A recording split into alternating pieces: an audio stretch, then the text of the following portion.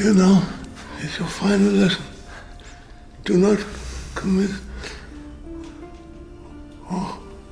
do not commit the crime for which you now serve the sentence. God said, vengeance is mine. I don't believe in God. It doesn't matter. He believes in you. No, it does not happen in the book. Come with me to find some treasures that we can see in Count of Monte Cristo.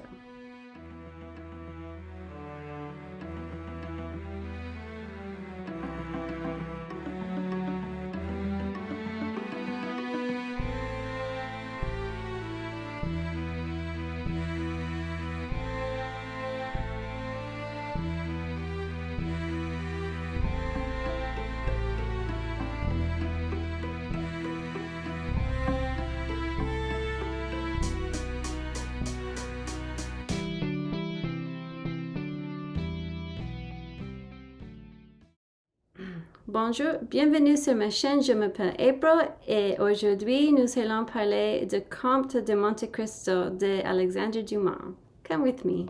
So I read The Count of Monte Cristo in high school. To be honest, I skimmed through a lot of it, but having to reread this for Benjamin McAvoy's Book Club 2023, the book for June, it was a nice refresher to go back and see how nuanced this book is, how intricate the plot points are, and the depth of the characters, especially Dantes. It was 12,000 plus pages. It took a really long time to read, but it was well worth it. So just to let you know that there are going to be spoilers up ahead. So if you haven't read the book, it's probably a good time to turn off the video right now, read the book, come back, and go ahead and leave a comment down below what you guys thought of The Count of Monte Cristo by Alexandre Dumas. So we're going to begin with a summary of The Count of Monte Cristo. We're going to only hit some of the major plot points and then discuss the themes right after. The story is set during the 1810s to the 1830s to 40s in a politically tumultuous France. Napoleon at the time was exiled but trying to return to France, and it begins with the arrival of the ship Pharaon. We meet our young protagonist by the name of Edmond Dantes, a 19-year-old first mate of the ship that had just lost his captain on the way from Smyrna. Dantes was given a letter by the captain right before he died. It was from Napoleon to a Monsieur Norier. The supercargo on board sees this, the captain giving the letter to Dantes, and takes a mental note. Upon shore and learning that his boat lost its captain, Monsieur Morel has plans to make Dantes captain of the ship, much to the chagrin of the supercargo Danglars. This news comes as very highly welcomed, as Dantes is about to get married to a beautiful young Catalan lady, Mercedes. But first Dantes must meet his father and make it as a matter of priority above all else. After doing so, he goes to see Mercedes, and they begin to prepare for a speedy wedding. We meet Catalan Fernand Mondego, a cousin to Mercedes and a lifelong friend. He is in love with her and proposes marriage. Mercedes, however, expresses her love for Dantes, which angers Fernand. He claims that he would die without her. So now Dantes has made two enemies in a fairly short amount of time. Danglars, who is envious of Dantes' promotion, and Mondego, who is envious of his betrothal to Mercedes. There is a third party we see, and that is a Monsieur Cadaraus, neighbor to Dantes' father, a greedy man who also begrudges Dantes' good fortune. The three of them find themselves together on the day Dantes is going to be married, and write a letter to the crown prosecutor claiming that Dantes is a traitor, trying to get Napoleon back in order for an insurrection. The letter is delivered, and soon Dantes is arrested as he was about to get married.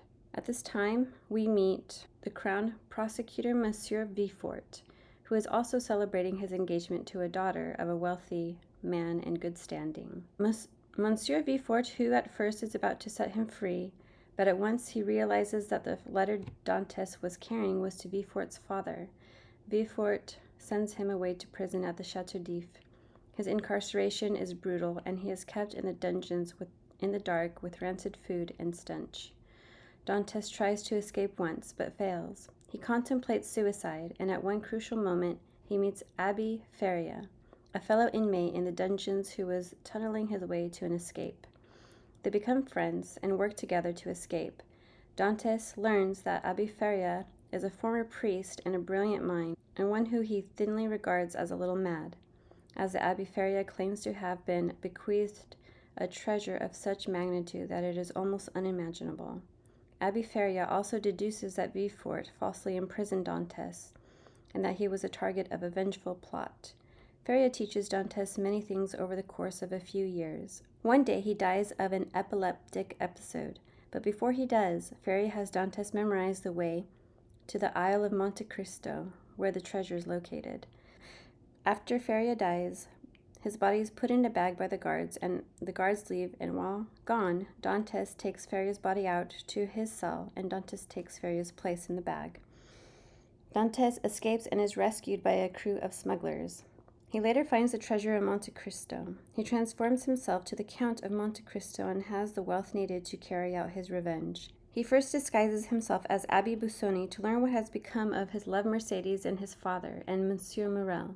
While seeing Catarous, Dantes realizes that it was in fact Mondego and Danglars who were behind Dantes' arrest. He also learns that Monsieur Morel, along with Mercedes and his father, tried their best to free Dantes. Monsieur Morel is in deep financial trouble and figures that if his boat does not arrive safely with cargo, he would be permanently ruined. Dantes, under the guise of someone else, makes sure that Morel's ship arrives safely and pays off Morel's debts. 10 years later, we see Dantes in Rome as the Count of Monte Cristo. He finds himself wrapped up with Albert de Morcerf, son of Mondego and Mercedes. Albert is in awe of Monte Cristo as he sees him at the opera with a beautiful young Greek woman by the name of Haydée. Monte Cristo offers his coach for the duration of the carnival at Rome. It is also during this time that Albert is kidnapped by a bunch of smugglers, and Monte Cristo comes to his rescue. One morning, Monte Cristo invites Albert and Franz to witness a public execution of 2 criminals. One is granted a reprieve at the last moment, and the other gets so angry, not because he himself didn't get one, but that the other will not die with him. Monte Cristo seems impassive as the one is let go and the other is brutally executed. Monte Cristo seems to take pleasure in watching vengeance take place. Albert insists that Monte Cristo come to France and goes to a party at the Morcerfs. Everyone is enchanted and interested in Monte Cristo. Monte Cristo takes notice of Maximilien Morel, son of Monsieur Morel. Monte Cristo meets Mondego and Mercedes recognizes him instantly and later warns Albert not to get too close to Monte Cristo. She does not make her knowledge of him apparent at the time.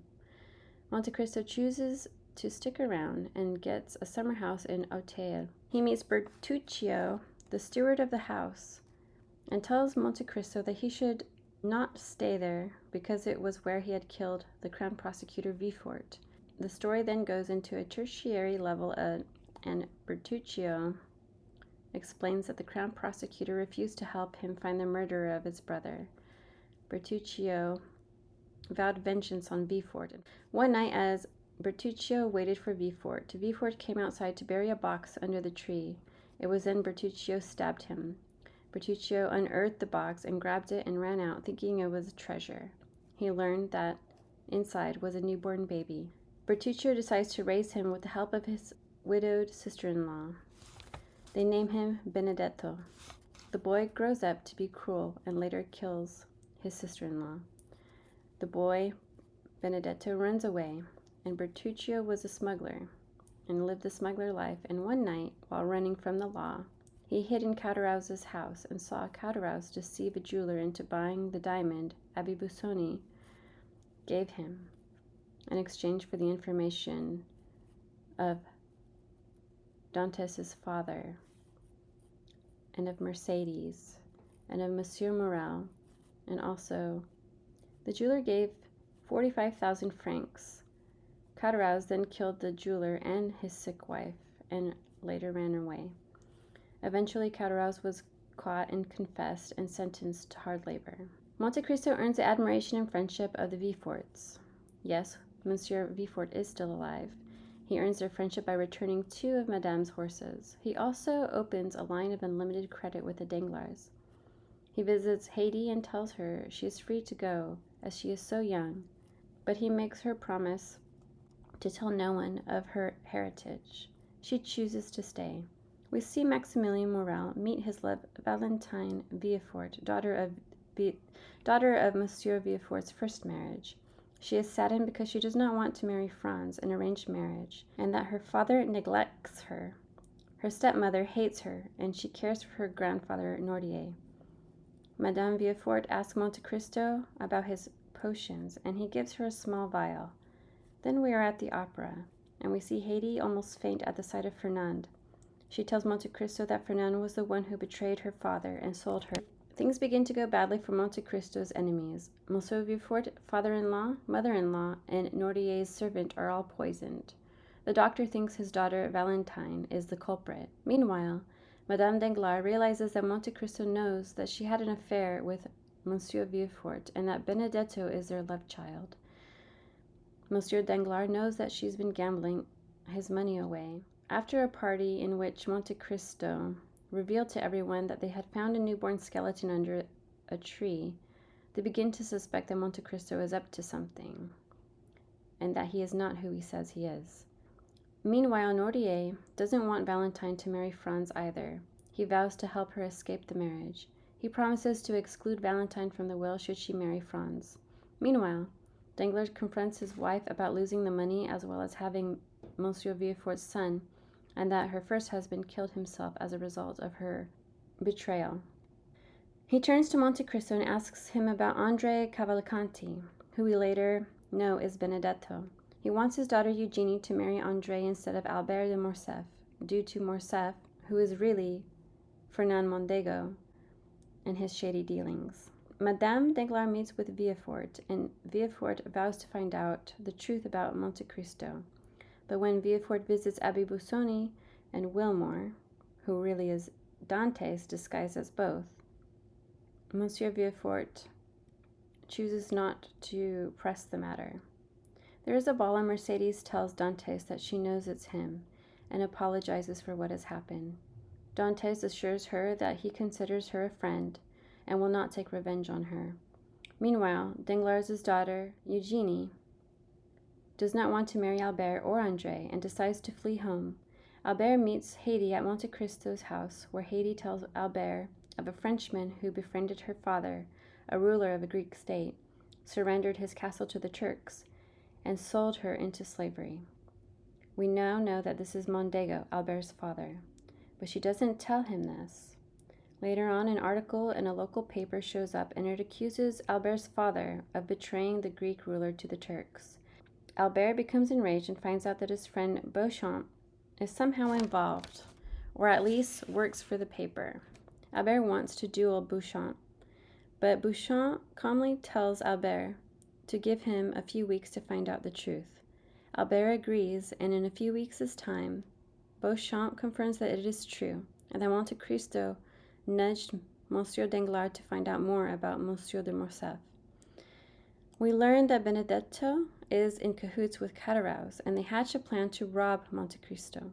On the night of the burglary, Monte Cristo is there as Abbé Busoni and thwarts Catarrous. He tells him he'll let him go if he writes a letter to Danglars explaining that his future son-in-law, André, is a convict. Catarrous escapes, but is killed by Benedetto. Benedetto flees, and Monte Cristo comes down to Catarrous and reveals himself to the dying man.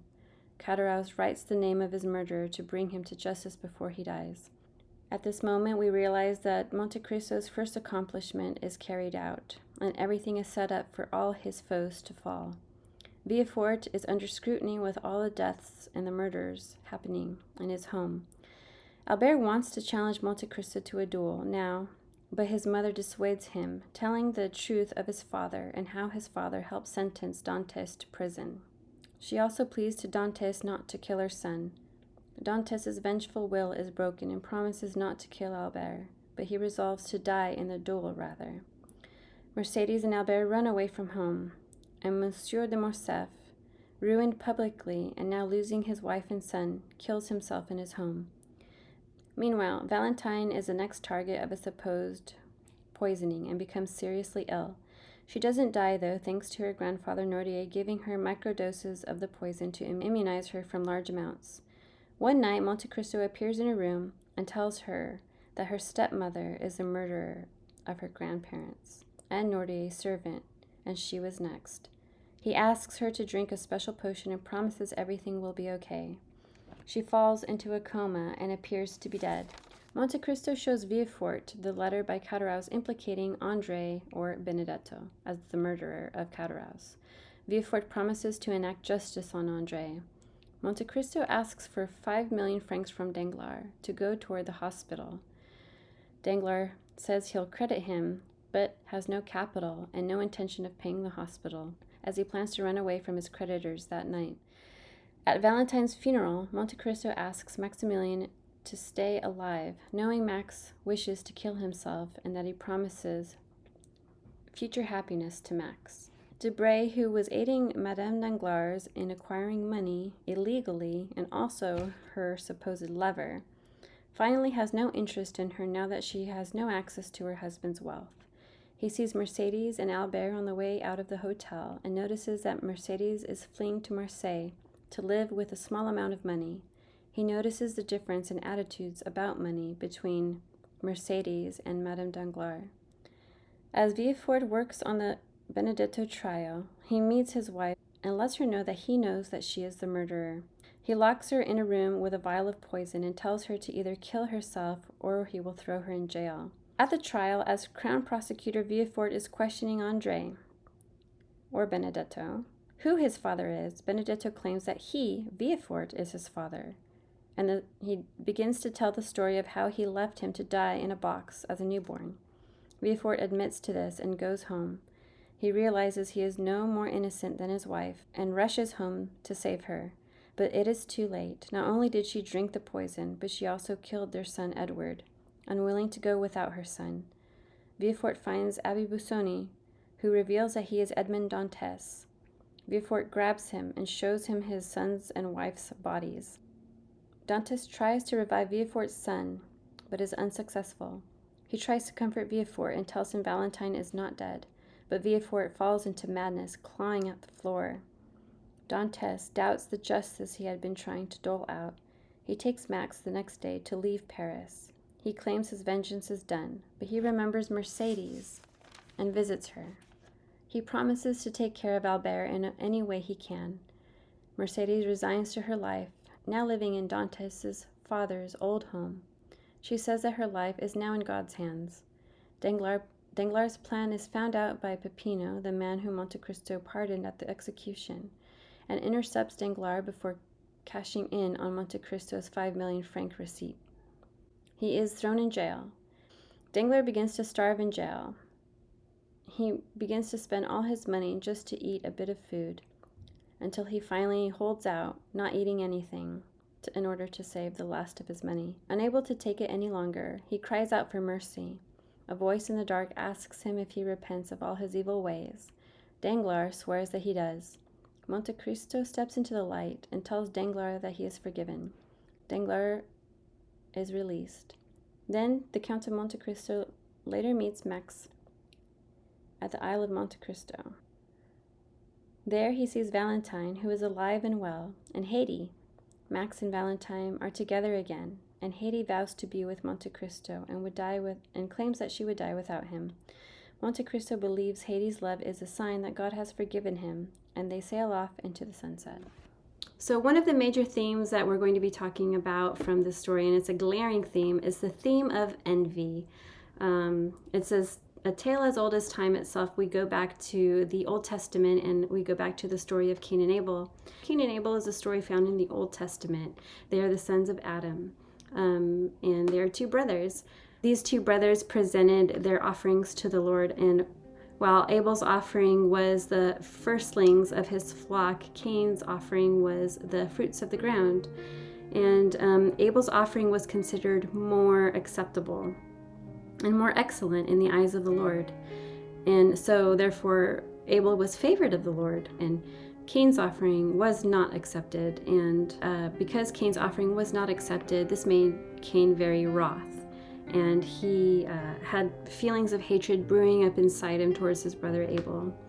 And God notices this, and he tells Cain, why art thou wroth, and why is thy countenance fallen? If thou does well, shalt thou not be accepted?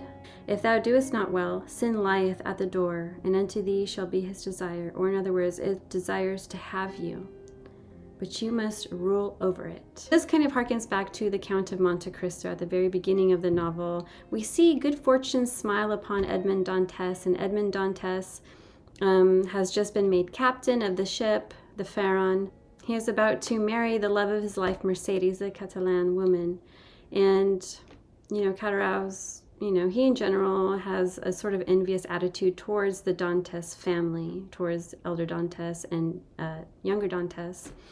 And then at the same time, we see envy sort of come out, the same sort of envy and covetousness that we see in Cain towards his brother Abel. We see that come out in Fernand Mondego, and also in Danglars, the supercargo of the ship Pharaon. And as they see this good fortune smile upon Dantes, they are bitter, and they have these feelings of hatred brewing inside them. And they let those feelings get the better of them. And this is where we kind of make that connection, where God says to Cain, he says that sin lieth at the door, and he desires to have you. You need to fight against it. At this moment, they are sort of letting themselves slip away into these feelings of hatred towards Edmond Dantes. And this is why they gather around at the very beginning of the novel to conspire against him, to throw him in jail. And unfortunately, because of their hatred and the actions that they took, the actions that they take because of that hatred, Edmond Dantes is incarcerated. He loses his father, he loses his job, he loses Mercedes, and he is thrown in the darkness of the dungeon of Chateau d'If. Another theme that we find in the Count of Monte Cristo is the theme of justice and mercy. Dantes creates the character of Monte Cristo, an avenging angel whose vengeance is aligned with justice and what he thinks is God's will. We see that there is a little bit of a dark side to his justice, to his ideal of justice, and at least the justice and vengeance that Dantes wants to dole out. So, for example, at the execution, so remember at the Carnival of Rome, and in Rome, Albert de Morcerf, he meets Edmond Dantes, and as does Albert's friend Franz, and Monte Cristo invites them to an execution. And this is where we see a lot of dark side to the Count of Monte Cristo, Edmond Dantes. And at the execution, like we talked about earlier in the summary, one of the prisoners was let go, was pardoned, and at the very last minute he was able to avoid being executed. And his partner was not pardoned at the time, the other criminal. And as soon as that one criminal who was not pardoned saw that the other one was pardoned and he was going to be let go and going to enjoy his life, he became angered. And it was not because it was not because that he wasn't let go. It was because he wanted the other one to suffer just like him. He wanted the other prisoner to die just like him. And this enrages the Count of Monte Cristo in the book. He seethes and he sort of takes pleasure in the execution of this prisoner who was sort of envious and filled with hatred towards the other prisoner who was let go. And it was a bit of a dark side. We see this. The Count of Monte Cristo is a bit passive at the execution, and as they witness this horrible, violent execution, we see Franz and we see Albert sort of sickened in what they see, the whole brutality of it all, and they have to excuse themselves while they sort of see the Count of Monte Cristo standing there, and he's, seems to be enjoying this sort of punishment being doled out against this prisoner. So at the beginning, Dantes aligns himself with God's will. He feels that his justice and his vengeance is God's will because he has been done wrong. This sort of depth to Monte Cristo is not really explored in the film. So in the film, we actually get a very, a very washed out version of Edmond Dantes. Edmond Dantes feels like a hero throughout the entire novel. In the film.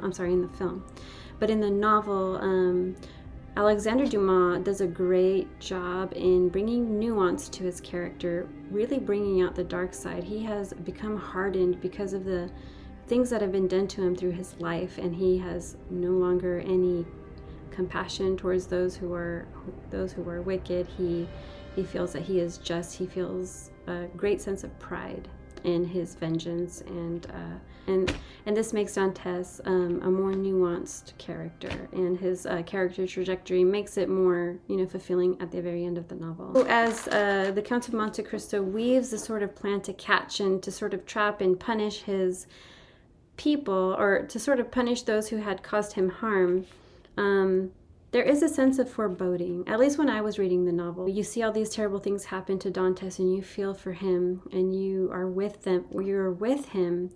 You feel what he feels. You see what he goes through, and he's in the depths of hell, basically, just darkness surrounding him.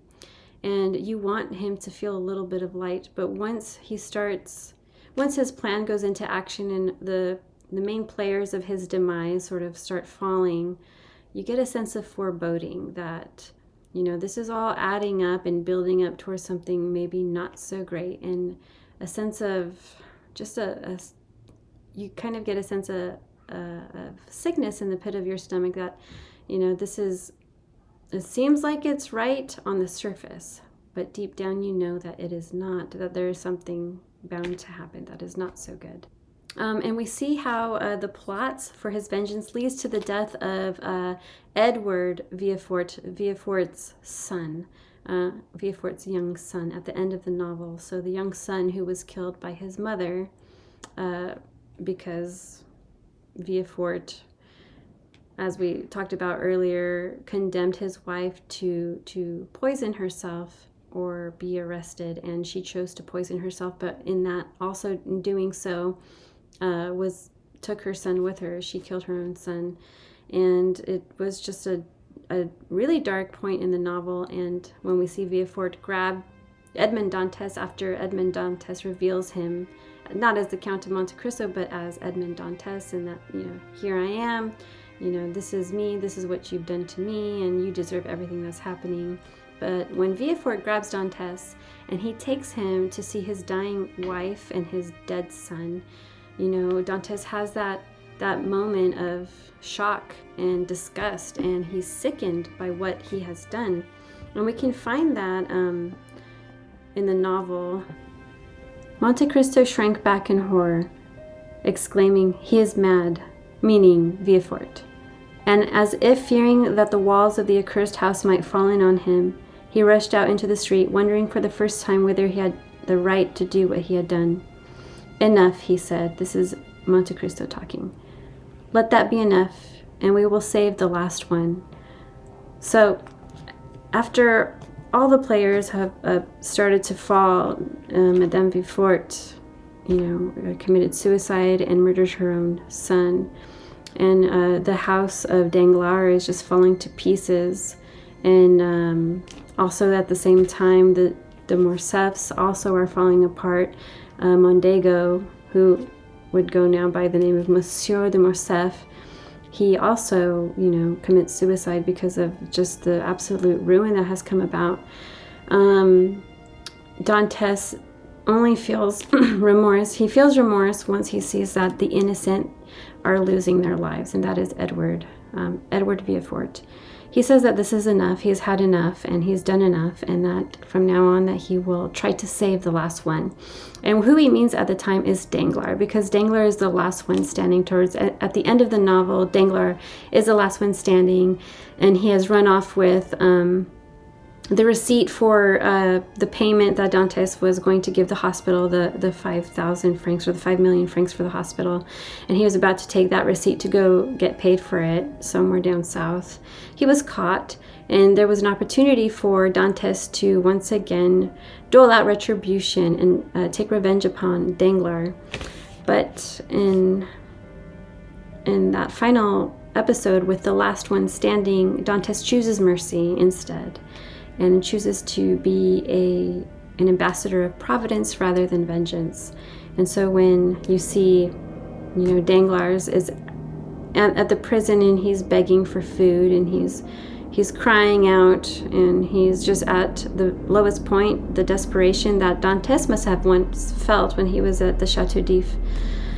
It is sort of a miracle that Dantes instead shows mercy to Danglars, and he asks him, well, do you repent of your sins? And he orders for Danglars to be let go, and Danglars is let go. He has lost so much, though. He has lost his wife, and his daughter has run off, and he's lost his fortune, and he's just in ruin. But he still has his life, and therefore, that while there is still breath and still life, there is hope. And so we can only hope, and we can only pray that Danglars hopefully has made a change and he goes to make a better life for himself. We also see that there is a theme of love and redemption. So we know that this is a French novel, so C'est l'amour. I will die for love. This is the essence of French literature, and all of the characters have this sort of essence about them, that they will die for love, that what truly matters is love and not anything else. And we see that sort of take place with, even with Fernand Mondego at the beginning of the novel. He is so in love with Mercedes that he would rather die than to see her married to Edmond Dantes.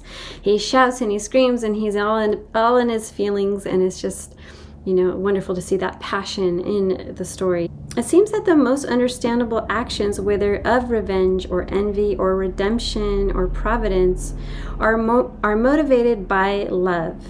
Dumas seems to want to reward those who have true love and devotion. So we see this in Monsieur Morel. Monsieur Morel was the one who did all he can to provide for old Dantes, Edmond's father. Towards the end of his life, he would go and visit him. He would help him out. He would pay his debts. He tried to get Dantes out of jail, and he just tried so hard. And because of his love and his devotion to the Dantes family, Dumas, or rather Dantes or the Count of Monte Cristo, rewards him, and he pays off his debts. He gives a second life to the Morel family. He saves Maximilian, the son. It also is the same for Mercedes, too. So Mercedes, although she does end up marrying Fernand Mondego, she never truly forgot about Edmond Dantes, and she realizes when he comes back that Edmond Dantes is just in what he does, or she feels that, there's nothing that she can do. But her love and devotion to Dantes, and also to her son Albert, she does not want them to go through with the duel. She wants Albert to be saved. She also wants Dantes to be saved. And because she explained everything to her son Albert about what his father had done to Edmond, she shows once again love and devotion to the innocent, and that is Edmond Dantes. She saves him, and because of that, Edmond Dantes, who loves her at the end of the novel, and that is also different from the film, but he loves her in a sort of platonic way, and he chooses to help her, and he also offers to help Albert in whatever he chooses to do, and she has that promise from Dantes. So she is also rewarded for her love and her devotion.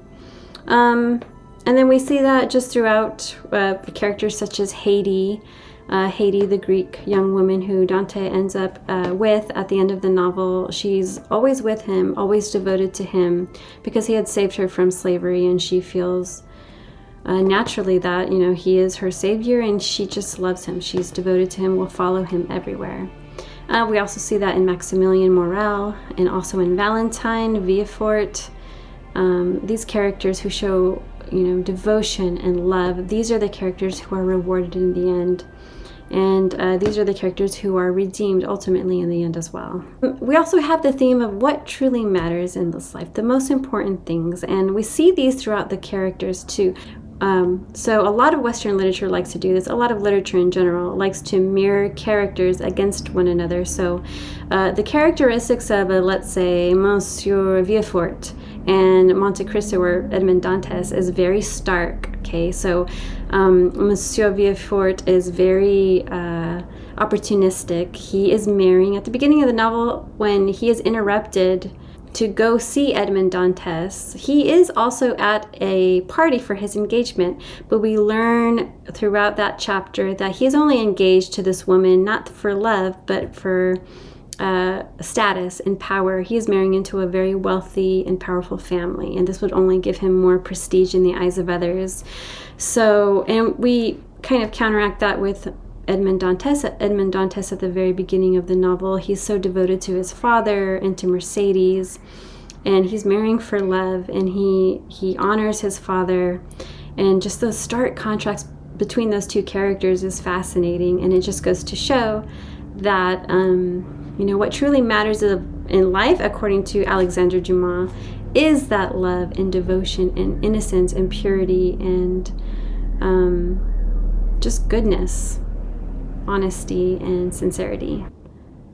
And we also see the difference too between the characters of Madame Danglars and Mercedes. So Mercedes, once she realizes who Morcerf is, who Fernand Mondego is, and what he has done to acquire his fortune, she leaves. She takes Albert, and they both leave. They realize that he is a wicked man, and she realizes once she leaves and she walks out that door that she is not really entitled to his fortune anymore, that she only has the inheritance that she has from her own family. She takes that small inheritance and moves back to Marseille. And in Marseille, she lives in Edmond's father's home. And she chooses to live there for the rest of her life, sort of making penance and living the life that God will have her live. And this sort of humility is in stark contrast with Madame Danglars.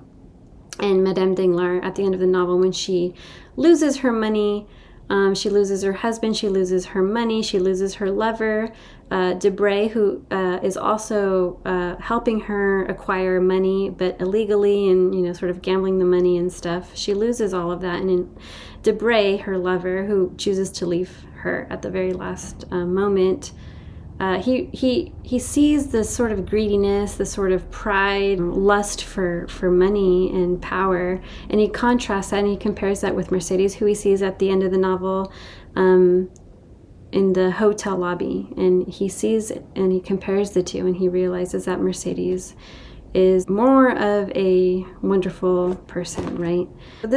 So just some sort of final thoughts. This novel was a wonderful novel, and Alexandre Dumas did such a great job in keeping the pace of action and plot lines going and going. He never slowed down to describe the scenery. He never slowed down to offer too much depth to the characters, and he did, but that was mostly told through their actions and their dialogue that they have with the other characters.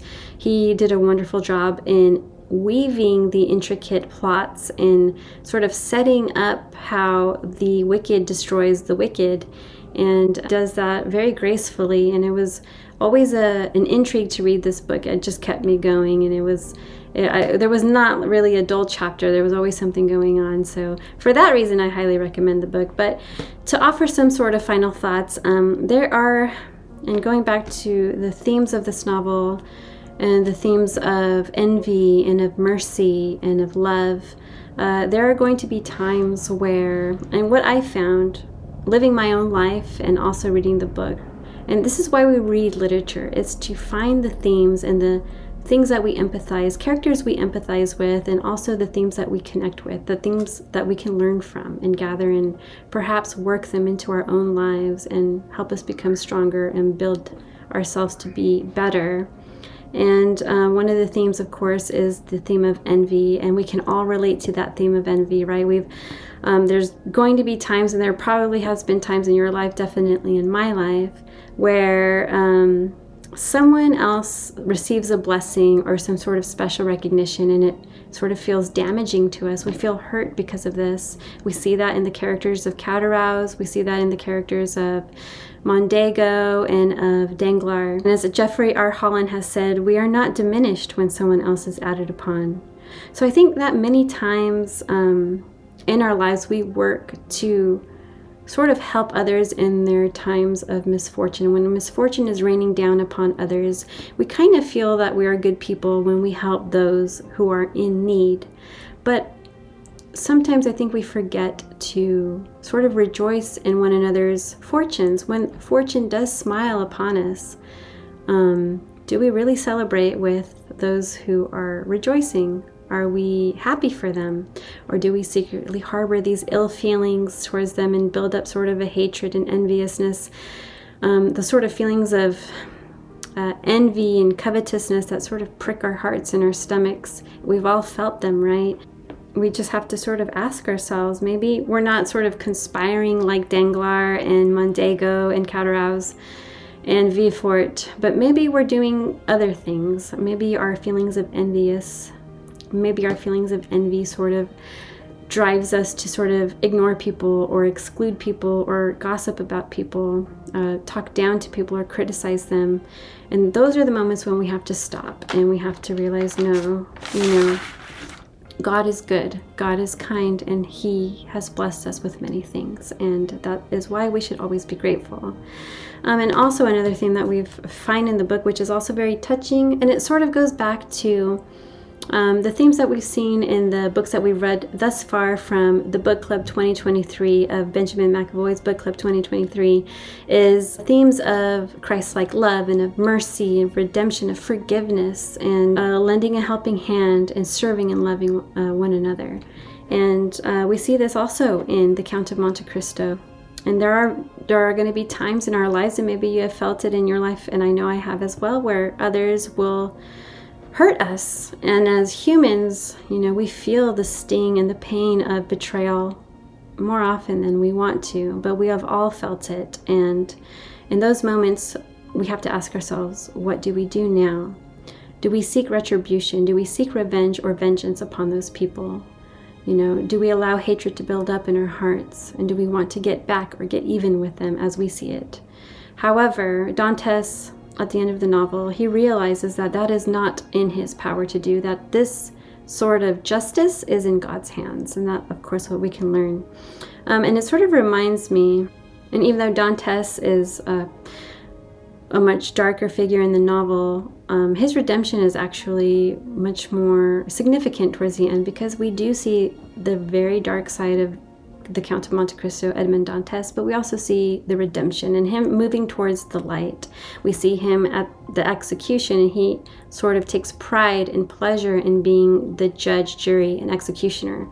But at the very end, he realizes that that is not his place, that that is not his role, and that he would rather just go off to be happy and in love with Haiti at the end of the novel.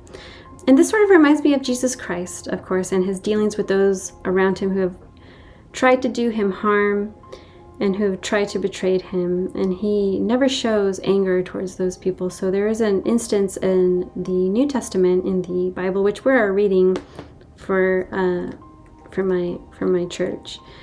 And many examples of this sort of forgiveness and mercy can be found when Jesus Christ is with his disciples. So there is a moment in the New Testament, I believe in the book of Luke, where Jesus is with Peter, James, and John, or James and John, and they are leaving a city, and the people and the inhabitants of that city are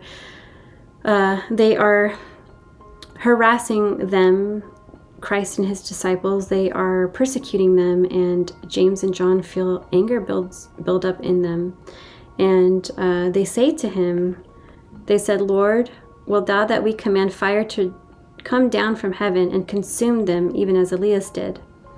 Okay, so James and John at this moment really want to destroy these people. I mean, there are times where someone does something harmful to us and betrays us on purpose, on accident, it doesn't matter. But we feel that we need to get back at them and to sort of give them an answer, or sort of condemn them. And Jesus Christ in this moment, telling his disciples, he turned and rebuked them, saying, "Ye know not what manner of spirit ye are of.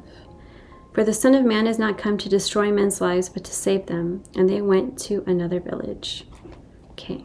So Jesus Christ in this moment, who of course, as we know what happens in the Gospels, what happens to Christ, and just the absolute persecution and suffering he has felt, in this moment he is once again, before that all happens, he is feeling that persecution, and he decides to forgive. And he says, you need to be careful of this sort of attitude, this sort of spirit that you have. You cannot be like this. You do not know where the spirit is coming from.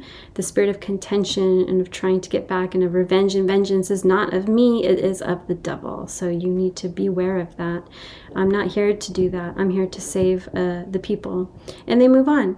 And it's just a beautiful example. And the example that you can kind of find in this book, in The Count of Monte Cristo, these sort of values, these sort of truths that are notable. And this is what I'm finding more and more as I read these novels, is that there are eternal truths, truths that permeate our lives and that should permeate our lives and help us act accordingly to these sort of values. It leads for a much more fulfilling, happier, more peaceful life.